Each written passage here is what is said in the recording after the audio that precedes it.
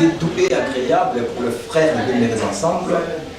Wana Kozolanda Oezali Congo Dim TV, plus précisément dans l'émission la Bino Autolobike Loyembe. Dans mon côté la plateau, tout ça na sœur Evoli Bopeti. Bonjour. Bonjour Evoli Bopeti. Tout ça Oyambe la Bino Baneko Oyo Bayembaka. Mona kabao la télévision, mais pour na lilo na kanisi. Ils allaient émission spéciale. Ils a mawa pe ils allaient esengo ya okende na isika mazam. Le 20 mai ya nemoko to perdaki musicien chrétien monene otobengi Charles Mumbaya. Donc émission à lilo toujours vendre ça yango na kosolola plus na président Charles Mumbaya Masani. Oyo atika biso le 20 mai ya mbula moko boye to koyeba nyonso na kati émission na biso ya moto ya mbele bino lelo ko ezali frère Zolani. Frère Zolani, bonjour papa, bonjour maman. Tout le monde que le président Zolani nous a mon côté, vous allez accompagner na frère ce que vous présentez biso. Frère Nelon Lofoy. Il y avait un peu un de compagnons de lutte dans les seigneurs. Nous sommes très longtemps dans les combattants. Et tout ça, Nakanisi Toyo Kayepe a posé la mission pour la émission de l'eau. Je pense que pour la tous les gens qui Nakanisi Bouzan a posé la Koyoka au Ezali, Frère Zolani Azali Nani, mais il y a un moto comme la mission de biso. Nalingaki to kanisa muke ba oyo basalaki na sala ya musique. Mais les lots bazar sur la bisoté, tika biso, lokola, koko sile biso quelque combo ya ba musique chrétienne. Lokola papa Kamumbai, lokola papa Kamuma, papa Bilafu, sur la biso Marie Nisam, papa Alain Moloto, vraiment belé. Papa Bilafu. Ouais. Et puis c'est Adidi Moudiongo. C'est Adidi Moudiongo, frère Nabiso Guilain. Voilà. Guilain, Nakamisi. Est-ce qu'il y a moyen au Kapo, c'est la biso moi à caper la moko, il y a frère biso Kamumba. Yebele abato bayaki koyoka liloba na Yesu, basusu bauta na bamomo sika. Mokonzi na sinangonga mosusu ayaki mpona kobenga Yesu. Ete mwana na nga akufi na ndako natiki ebeni maya miso ezali kobima. Yesu atali kaka kondima na ye ayebisi ye te mwana na yo alali ya profite likambo ya kokama na miso ya bafarisien. Nakanisi comprendre frère Kabongomba peut-être bokoyeba lisusu na Kongo te boyebi kaka ata mosu kombo mais nzembo wana mosu bayebi ke nzembo wana ezali frère Kabongomba atika biso pe à son âme. Nakanisi mbala nsima tosala émission spéciale po tokende kosolola na bandeko bayebaka ye malamu pe tokomona susu baevre na ye. Et le moment il y a frère Alimolo. Nasopi motema nanga liboso ya kiti ya ngolu na yo wete lobiko nanga eko uta na yo masiya nanga ya kiti sangu ya na yo koloe awatuko bele la kombo na yo la kisabiso kembo pe makasi na yo zambe na nguya pe à son âme pour ça émission spéciale Alain Moloto Marinisa soki natali bomoi na ngai nani nabeta tolo nazalaki lilingi ya pamba bomoi nzoto nakaba na satan associé nanga Yesu associé nanga Yesu Papa Bilafu Benno lubanzilanga mukitoko bakwetilanga Endo libanzilanga mukitoko bakwedilanga kamukitokoko kasizola ye mavanga kamukitokoko kasizola ye mavanga Dumba indule toko indula Dumba indule. Merci moi les amis, Papa Bilafu atika biso pe à son âme.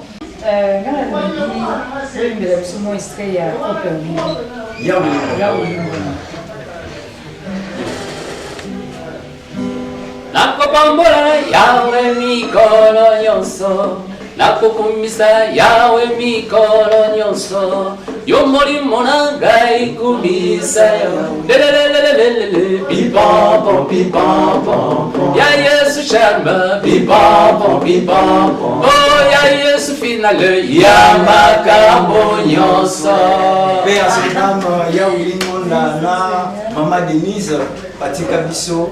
Mais tu as la mission spéciale, rien que pour la reconnaissance. Oyo bateyaka na nzela ya loyembo. Nani atikali toyembi Yesu na Frère Kanguma Senga. Toyoka pe élément to eloko moke ya Frère Kanguma Senga.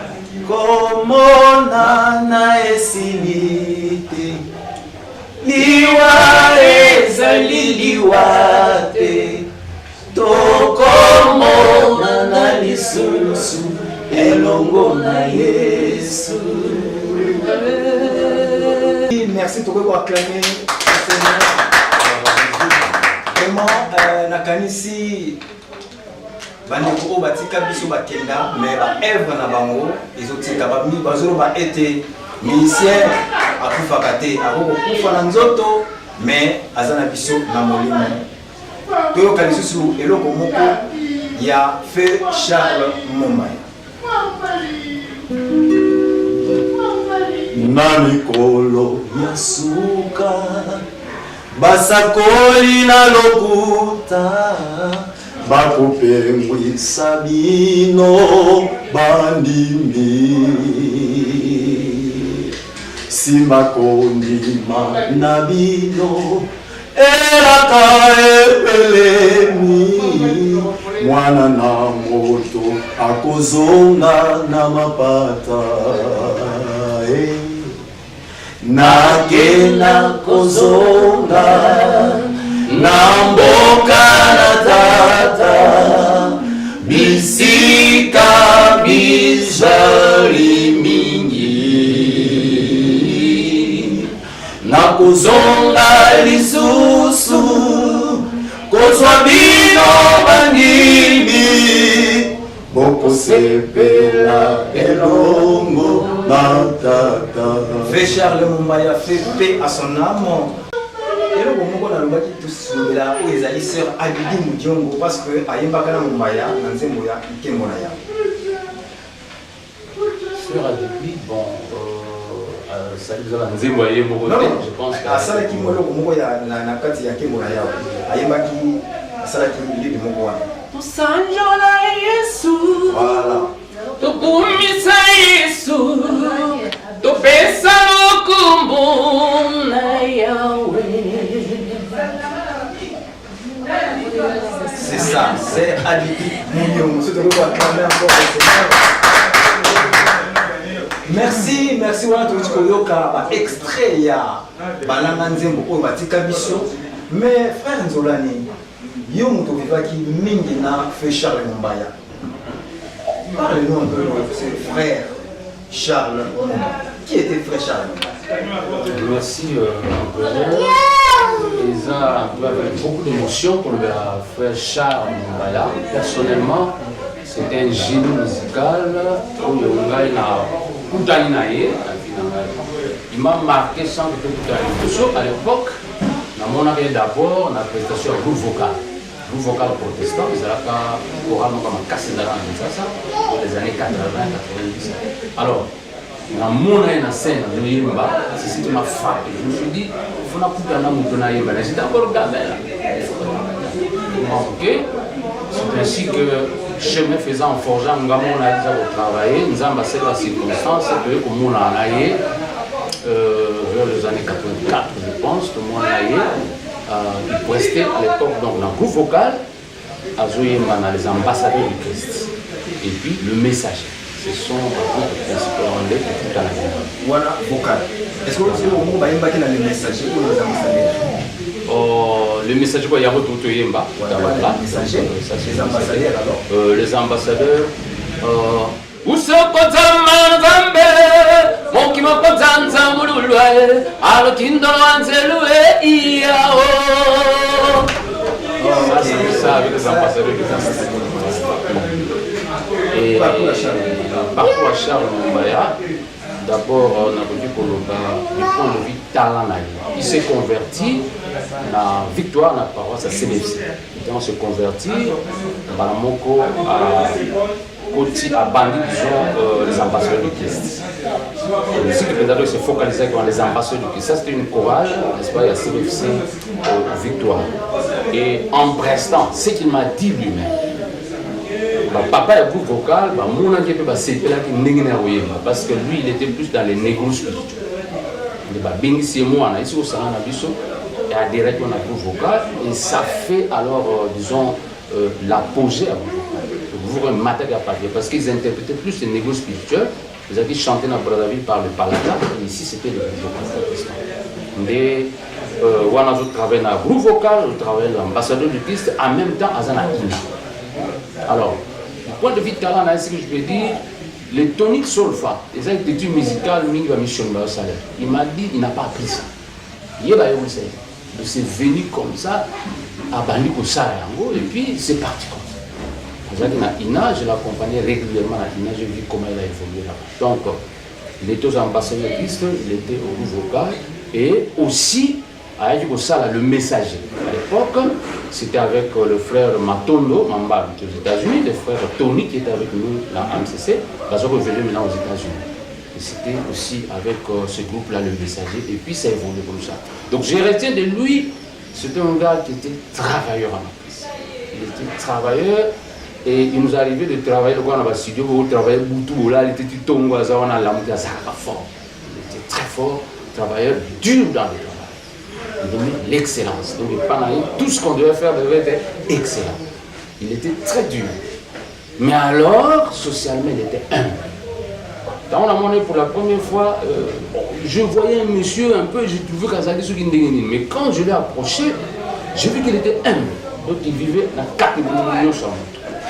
Il était rassembleur. C'est ainsi que chemin faisant, au Yébiango Empereur, on a abouti jusqu'à ce qu'il y ait et nous on a cofondateur, lui était le fondateur de l'AMCC, on a créé l'AMCC, qui existe jusqu'aujourd'hui. Là c'était l'AMCC. Donc on a caractère un rassembleur autour de lui, on s'est rassemblé, puis l'AMCC a commencé à exister et il est dans missionnaire. Partant et à parcours, je disais qu'il faisait plus les négros spirituels, le folklore, et puis aussi la musique typique. Chemin faisant des toiles pour parvenir pour ça, par exemple, la Kembonaya, avec tous les musiciens qui étaient pour la première fois dans ce pays, c'était une innovation. Et en tout cas, humblement, tout le monde reconnaît que c'est quelque chose qui a propulsé la musique chrétienne jusque vers l'extérieur. Donc, en quelques mots, c'est ce que je peux dire un peu de lui. Tout ça, on va travailler dans le studio, ça, les albums, je crois que est-ce que moi, ils ont dit que Oyo na bosalaka na bango na association de musique chrétienne du Congo? Extrait. Surtout côté nayo kana na capella na Oyo isalaka na kemona yao. Alléluia, tokumisa Yesu Masia, Hosanna, kembona yawe na sepe. Oh na mwana ina kura kabitu kembo. Yawina leto sani sina mwana zambi yandike tinuna leto mosi. Voilà Boulimba Kiangona, sœur Eugénie Lelo. Voilà.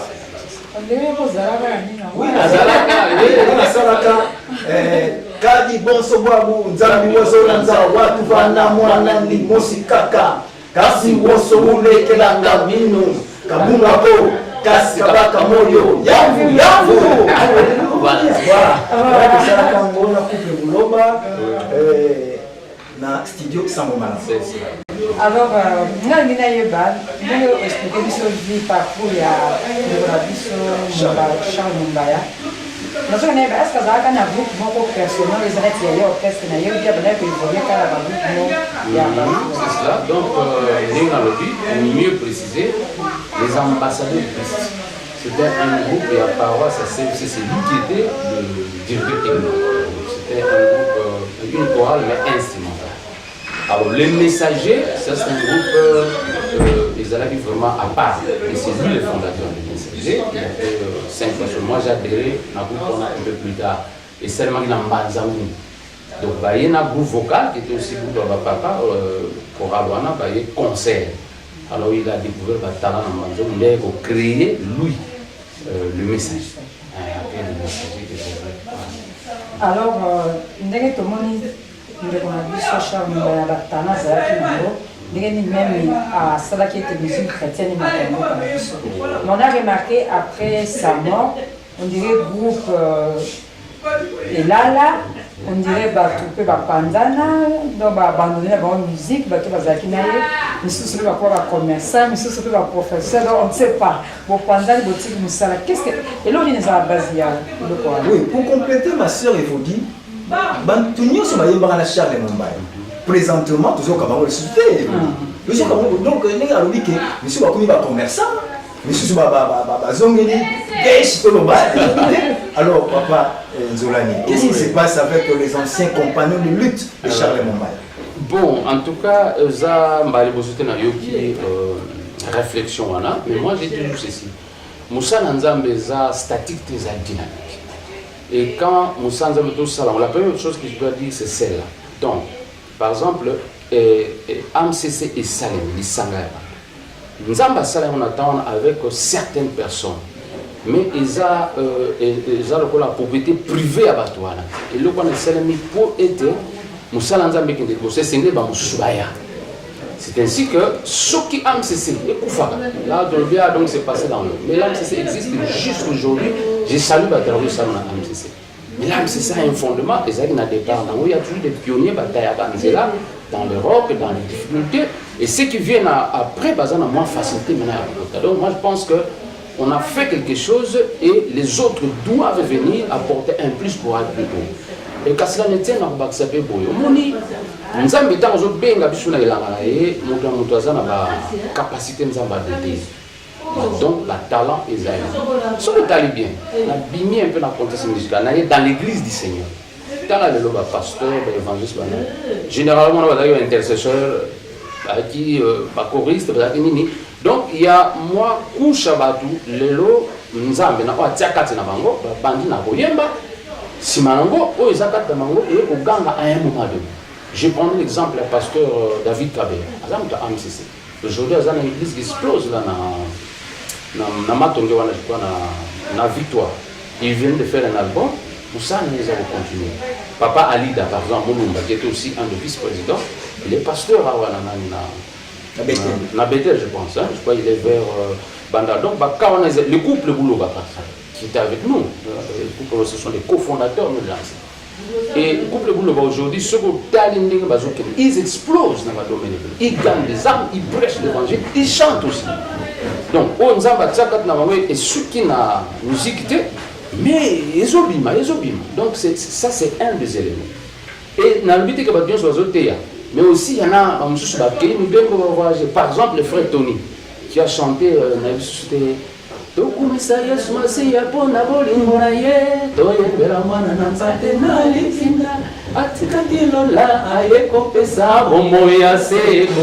le salue parce que ce hôtel à Bilili, aux États-Unis, il explose dans les salles et le monde a fait ma tourne.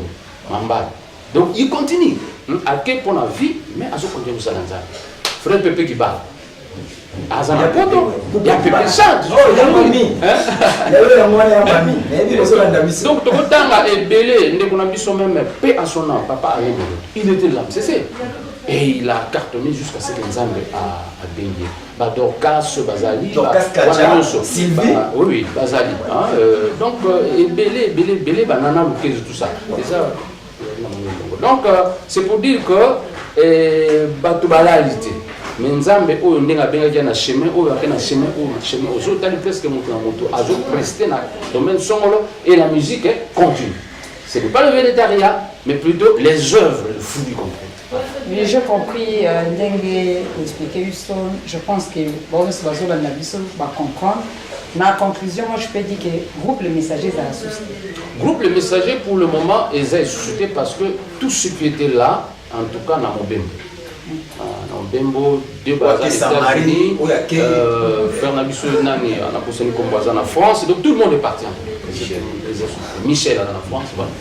Ok, mais heureusement pour lui, œuvre tout ça. Voilà, les œuvres sont là. Sont là, donc que Dieu soit loué. Alors, Yosa, moi, quoi, messager au travail qui n'a eu. Oui, moi, quoi, messager, il y a un temps à l'église qui n'a eu. Alors, je suis vice-président de AMCC. Je crois qu'il est président AMCC à l'intérim. Si on va voyager, il y a un remplacement de Bouloba, tant on va y Bouloba, après Bouloba, c'était notre femme Kabachi, tout ça. Alors, ce qu'on a eu comme l'évolution de la musique, ça fait longtemps, toujours quand on pétait, comment tu évolues? L'adoration au Seigneur, ça on ne peut pas s'en passer. À un moment donné, nous avons bien l'habitude de la fonction de pays. Nous avons essayé de c'est pas pour ça qu'on est venu. Nous avons fonction, c'est vraiment dans le pays. Et ces fonctions m'ont amené un peu dans le mais là où je suis allé, le Seigneur m'a convaincu qu'il fallait y aller parce que dans un domaine où on a besoin de parole. C'est pour ça là nous prêchons la parole et nous chantons. Et on ne s'arrête pas là, tout ça sur le terrain. Maintenant là, on vient de faire un album avec mon frère. Donc ils ont déjà sur le marché un album de 13 titres. Je vois ceux qui émission et que c'est là, j'attends mon pour balancer, mais il y a 13 titres. Président Zolani, au Tiki Music, et le monde groupe, nakanisi ya moyen bosé la biso moi et l'autre moko ya album na binyasika. Na benga nani asari sangai, na benga nani alubelanga, gana luki paño songai na lembiawe. Namonite hoya kusunganga ae natango rampasi pe mikakatana tango morimbo nangai mo tutamiawe nakobele la seyo yawe simbola bokuna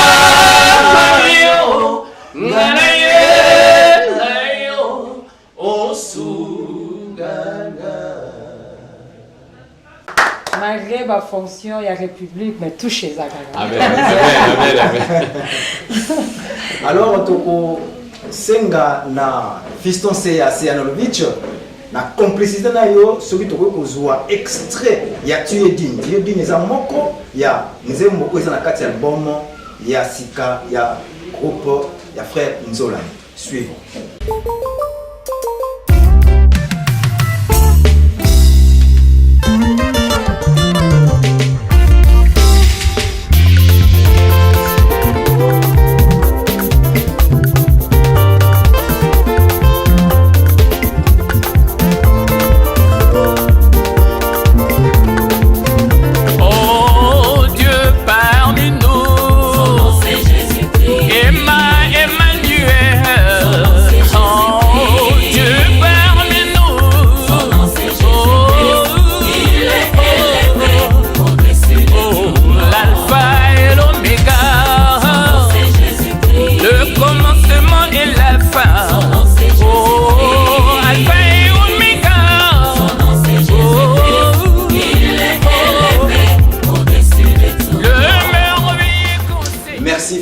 Seyanolovic pour un extrait Oya Nzembo, tu es digne.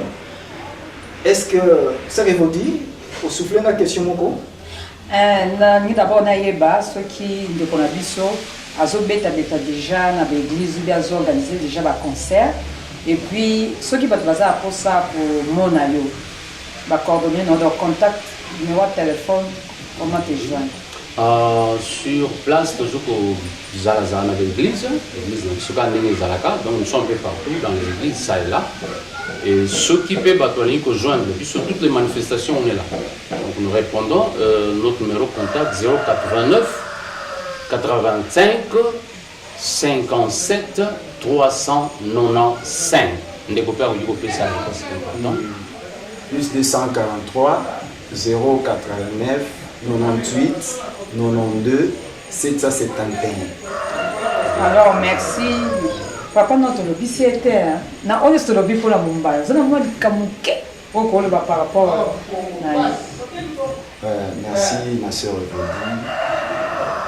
Je crois que mon grand frère a presque tout dit. Je crois que Mumbai lelo tokoki kolobaki bato bakoki kobosana Mumbai mais biso tokobosana Mumbai parce que toza école ya Mumbai loba toza na école na yango nga na bandi musique je crois avec mon grand frère à niveau ya la négro spirituel donc je crois que on eza makila le makila on eza na carte de Mumbai akotika exemple pour la biso jusqu'à même à notre mort akotika l'exemple ya libela l'exemple pour la biso eza Mumbai parce que c'est lui qui nous a fait à saliper mon makambo musique na Kinshasa et pour manipuler matin donc on peut pas l'oublier. Merci. Alors nous arrivons à la fin mais avant de ça maloba c'est pas empereur de Mbaka na ngi bosi biso un instant encore ya ba musique en Mumbai. Zulu kwadise onkembo mayangi melamo yenzi tusu bontiri buvusi alwaka kumbanza yo pa twende kuzulu yenduna yimbila ya Yesu enakura yinakaranga mansanga mamimba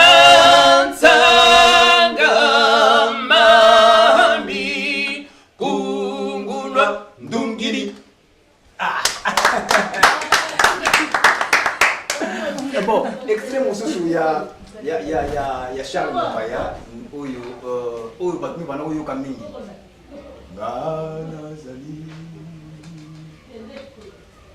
ngai nazali maina bomoi nani oyo akomelanga ye akoki lisusu te kowela kati na mpozanganga ngai nazali zela bomoi oye komeme paila tata sokonani handi minga akozwa bomoi na seko.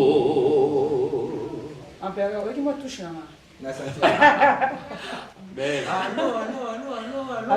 Oui, empereur. Nzemboyo eningisaka Kinshasa. Amen. Parce qu'à l'époque, le téléphone était bimi. Donc, si vous avez un téléphone à Kinshasa, et puis tu as remarqué, bimi, tu vas le couta, moi, comment ma bé, et maintenant qui peut degré, à cause de ça, il y a le téléphone. Mon bail inspiré par le Saint-Esprit, et pour ça, là, nous avons ramené les enfants de Dieu dans la vérité. Et puis, ça nous dit, mon penza, et ni ça. Empereur Pazalaka, moi, straight,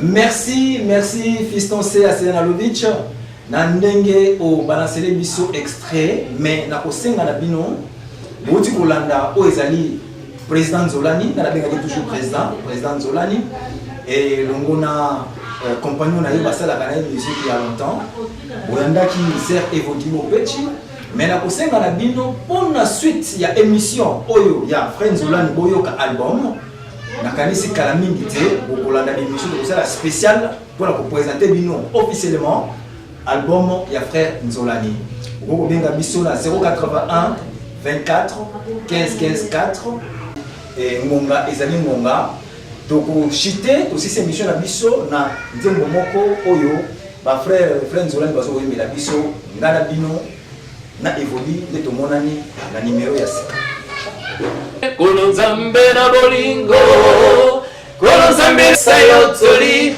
ajalite, umela na yo papa, siko na seko, mabolongo nyonse fukamela yo nzambe